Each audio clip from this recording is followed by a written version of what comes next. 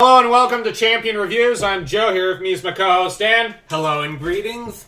And this is the first Daredevil episode. I love this episode. At the beginning we find Peter in a courtroom. He's being convicted of treason against the United States of America. Or is it America? But the only ones who still believe in him are Aunt May and MJ. And Matt, big surprise there. I mean, and apparently one surprise background character. Who? The one who paid Matt. Oh yes, of course. We know who paid him. Now, Peter's of course captured by Richard Fisk, who goes to have him suffocate to death.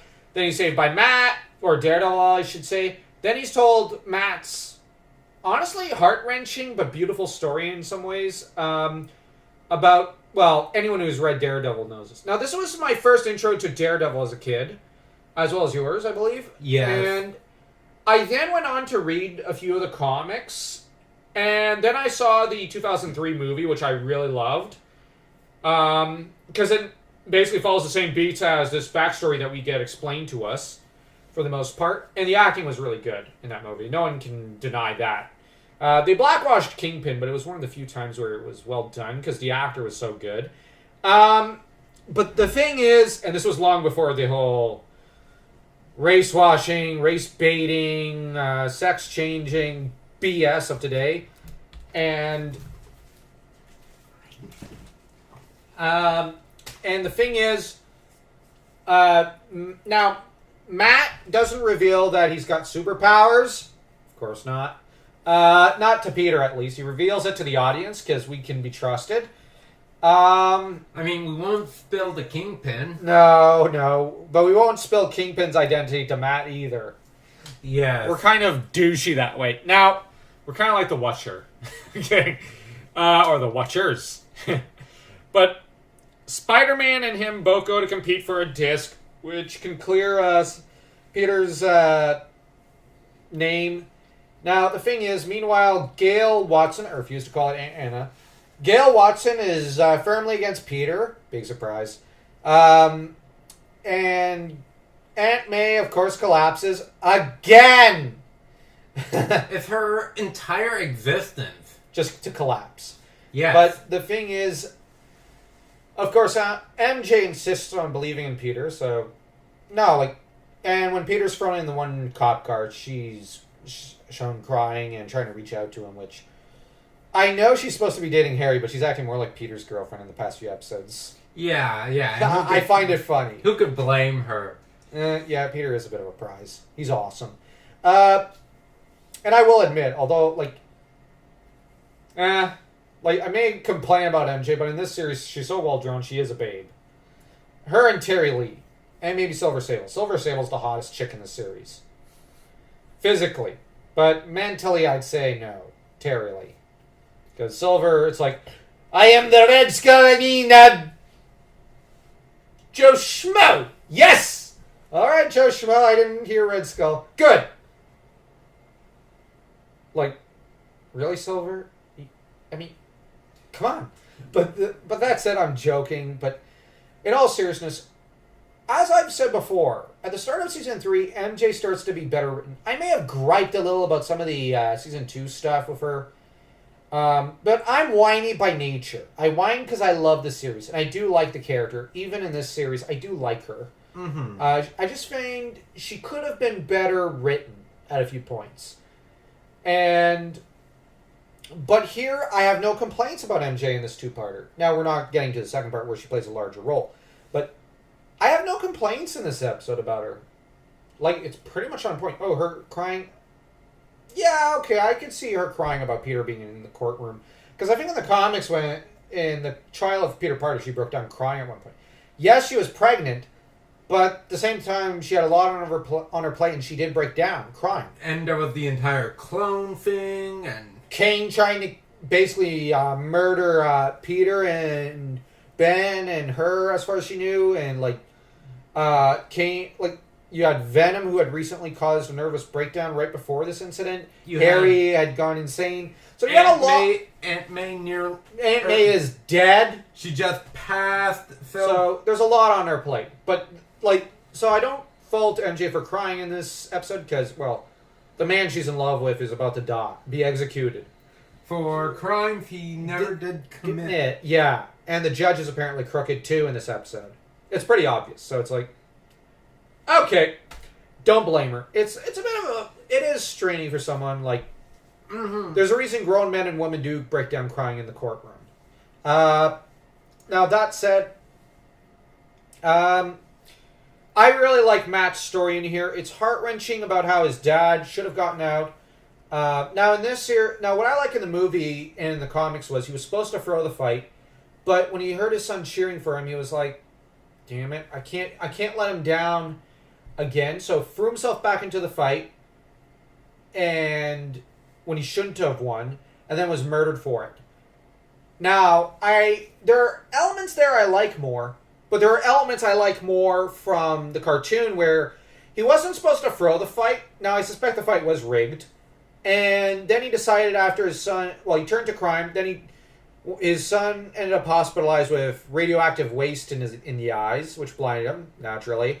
And Jack Murdoch decided to sell out the Kingpin and gather evidence and expose him as the Kingpin of crime.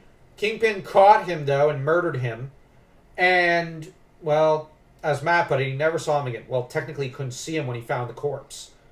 So, yeah, they rearranged some of the stuff. It's not important, really. The main gist of it is Matt loved his daddy. His daddy let him down. And then Matt ended up losing his father, discovering the corpse, and vowed vengeance against Kingpin. Mm-hmm. But the thing is, he wants to bring Kingpin down the right way. Now, this Matt Murdock is clearly a bit more ethical than what he started off as in the 2003 movie, where he's a lost soul.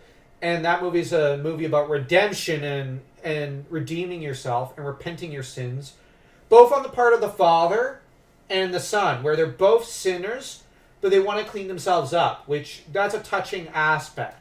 In that the father redeemed the son, but years later, the son redeemed the father, and years later, the father redeemed the son, which I thought was a beautiful motif in that movie. Mm-hmm. Here, Matt's not in need of redemption, but he needs the cathartic knowledge that Kingpin has been brought down, which most universes I like Kingpin as an ongoing villain, but I would have liked it had there been another season. Kingpin's finally brought down for Matt's sake. Mm-hmm. And the one thing that we have is, yes, my all-time favorite Spider-Man villain, the Rose. Yeah, Richard Fisk is the main villain of this storyline. He's great! And here it is. Something that I just realized is that Jack was trying to take down Wilson. Matt is now up against Richard, Wilson's son. Trying to take him down. Yeah, so you have... It's tit for tat. Yeah, the sons are trying to take each other down. Yes, and you want to know what's ironic as well? Matt, technically, I don't find Solo takes down Fisk. And does Kingpin really blame Daredevil? No. Who does he blame? Spider-Man! Because it's Spider-Man's cartoon. I wouldn't have minded had John Semper went on to make a Daredevil show as well. Yeah. And Edward Albert, the voice actor of Daredevil, is perfect. Oh, yeah. Now, how would you rate this episode? I'm going to have to give this one a 4. Same. I can't complain. Like, I want to, but I can't. This is perfect. Even Gale can't take away the 4. No, okay, that's the one problem. But I wouldn't take it away, like, because I love this episode so much. I love MJ in it. I love Peter in it. I love Matt, one of my favorite heroes. I love Richard Fisk in it. I love Wilson in it. I love the backstory. I love the backstory of Peter, how he got into this mess, and I love the backstory of Matt Murdock and Jack Murdock. And it covers parts of the Kingpin's history. Yeah, and I'll be honest, I love that it's about fathers and sons. Like, you have Wilson and his dad, then you have Wilson and his son, you have Jack and Matt. To an extent, it's about fathers and sons, and I'm a sucker for those stories. I always have been since I was 2 when I first saw Lion King. But at the same time, I love that it's also about Spider-Man. Where some of the other episodes involving some of these heroes have put Spider-Man in a cameo role, which I didn't really like. But this is going back to the Punisher and X-Men stories where Spider-Man's the main character. Now, he's co-starring with Matt Murdock, and in the next episode, he's co-starring with Matt and MJ, which I really, really like. Because these are essentially my 3 favorite Spider-Man characters. Yes, Daredevil's often a Spider-Man character, because he often crossovers along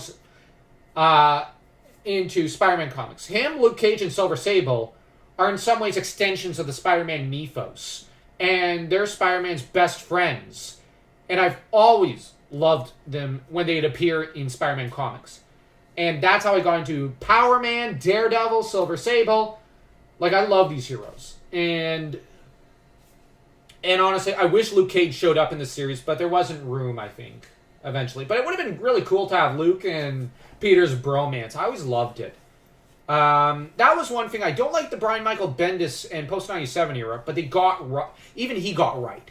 There's a bromance between Luke and Spider-Man. Luke looks up to Spider-Man for his heroism and being the nicest guy on Earth and a great hero. But in turn, Spider-Man loves to tease and razz Luke and whatnot, like Luke's his little brother or something, or like his cousin or something. And you said this. It reminds me of Rush Hour in a positive way. Now, I fell out of love with Rush Hour eventually because Jackie Chan. But this is like Rush Hour done right, to an extent. Not that those movies are bad, they're good. It's just it's getting harder to separate the artist from the art here because you have a psychopath. That's what Jackie Chan is. And that's a little hard to get over, that knowledge. But you've got, in turn, Luke and Spider-Man's bromance has always been cool. And Silver Sable's basically the Wonder Woman of Marvel, except Marvel never clued in on it. That you put your top talent behind Silver Sable, and you make damn sure that makes it up to at least 30 to 100,000 copies sold. Not that they do it today. Not that I care. But anyways, this episode I really like. This is one of my favorites. Indeed. This is one of the main reasons to watch season 3 is the Daredevil stuff. It is so good. He should have appeared more often. I agree. I wish he came back in Secret Wars. Yeah. Instead of Storm or even I don't know. Like I didn't mind Cap but I didn't really like Felicia being there. I would have preferred it had it been Matt. Yeah. And maybe Silver instead of Felicia. Like Silver and Matt should have come back. I really do like this episode. Sorry. Because I know initially they wanted Magneto instead of Storm. That would have been more interesting. But Magneto's voice actor was unavailable. They should have waited. Yeah. I'm kidding. Anyway, sorry if I'm harsh. I really like Magneto and his voice actor. There's a lot of heroes I did like. I just find Daredevil, Silver, and Magneto should have shown up. Although I am happy Iron Man did. He's one of my favorites. So if you like this video, like, share, subscribe, leave a comment. And if you didn't, like, share, subscribe, leave a comment. I can't resist. And like the next video. Do while you're at it.